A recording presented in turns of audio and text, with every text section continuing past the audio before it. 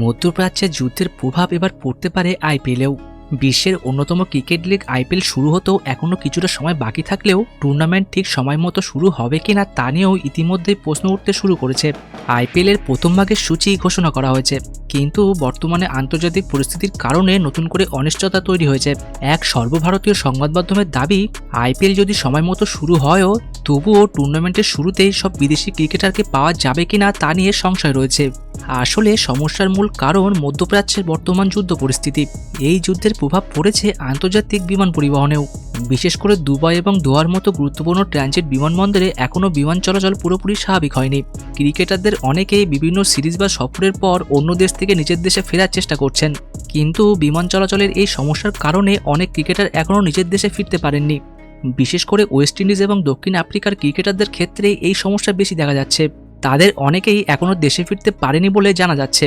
এখন প্রশ্ন উঠছে, তারা দেশে ফিরে আবার সময় মতো ভারতে এসে আইপিএলে যোগ দিতে পারবেন কিনা। আইপিএল শুরু হতে এখনও প্রায় 2 সপ্তাহ সময় রয়েছে, কিন্তু যুদ্ধ পরিস্থিতি যদি দ্রুত স্বাভাবিক না হয় তাহলে ক্রিকেটারদের যাতায়াতের সমস্যা তৈরি হতে পারে। শুধু ওয়েস্ট ইন্ডিজ বা দক্ষিণ আফ্রিকার ক্রিকেটারদের ক্ষেত্রেই নয়, আরও অনেক দেশের ক্রিকেটাররাও ভারতে আসার সময় দুবাই বা দোহাকে ট্রানজিট হিসেবে ব্যবহার করেন। ফলে এই সমস্যার প্রভাব আরও বড় আকার ধারণ করতে পারে। এক্ষেত্রে প্রায় সব আইপিএল দলই কম বেশি সমস্যার মুখে পড়তে পারে। বিশেষ করে যেসব দলে দক্ষিণ আফ্রিকা এবং ওয়েস্ট ইন্ডিজের ক্রিকেটার বেশি রয়েছে সেই দলগুলির ওপর প্রভাব পড়ার সম্ভাবনা সবচেয়ে বেশি। এর পাশাপাশি মধ্যপ্রাচ্যের যুদ্ধের আরেকটি বড় প্রভাব পড়েছে জ্বালানির বাজারে। যুদ্ধের কারণে বিশ্বজুড়ে জ্বালানির সংকট তৈরি হয়েছে। ভারতেও তার প্রভাব পড়তে শুরু করেছে। দেশের পরিস্থিতিও কিছুটা উদ্বেগজনক বলেই মনে করা হচ্ছে।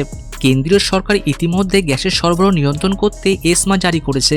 ফলে এই পরিস্থিতিতে আইপিএলের মতো বড় একটি টুর্নামেন্ট আয়োজন করা কতটা সহজ হবে তা নিয়ে প্রশ্ন উঠেছে। কারণ আইপিএল আয়োজন করতে বিপুল পরিমাণে লজিস্টিক ব্যবস্থা, ভ্রমণ, বিদ্যুৎ এবং নানা ধরনের পরিষেবা প্রয়োজন হয়। এই পরিস্থিতিতে এইসব ব্যবস্থা ঠিকভাবে করা সম্ভব হবে কিনা সেটা নিয়েও বড় প্রশ্ন।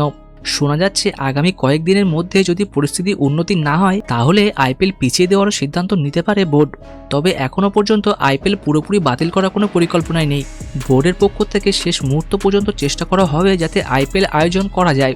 এখন দেখার বিষয় আগামী কয়েকদিনে আন্তর্জাতিক পরিস্থিতি কোন দিকে যায় এবং তার প্রভাব আইপিএলের উপর কতটা পড়ে।